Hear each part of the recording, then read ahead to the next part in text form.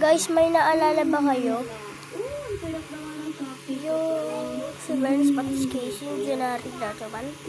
Alala nyo pa yun? Saan naalala nyo pa?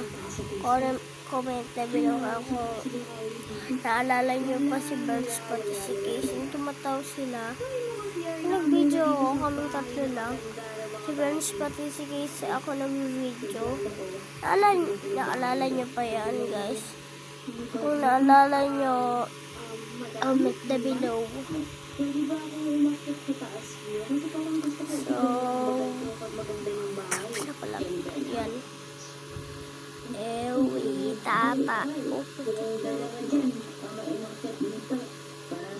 Baka may kulangan ako pati na. Kaya wala na. So, guys, nag-video namin din for this video kasi hindi pa tayo nagbabagong upload. Napanood nyo na yung mga upload namin. Comment na below kayo. Kung napanood nyo yung mga video namin, ang dami namin video. Yun, sana napanood nyo. Tapos nag-like pa kayo. Ang hirap yung gawin. So, kung gusto nyo ng part 2, comment na below. Part 2 na lang. May sasabihin ba ako ng part 3? Wait lang, manood na lang muna kayo. Wait, ano na? Ayan guys, si Cheska siya. So, huwag tayo maingay. Wait lang, alisin ko katong donut. Ayan. Ano ba? Huwag tayo maingay. Yung pagkatapos nila yung ate, bigla kami ginawa.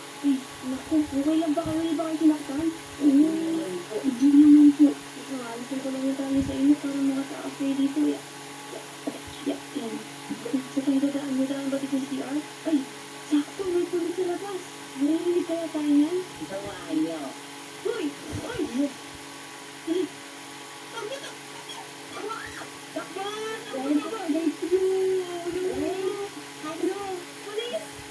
So, kung napanood nyo yan,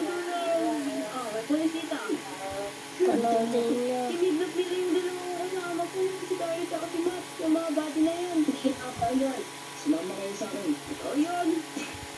Yun, shoutout nga mo pala sa mga buwasi ko dyan. Sa mama ko. Ingat kayo palagi.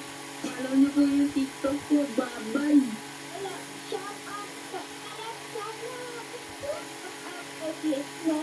So, yun lang pala. Bye-bye!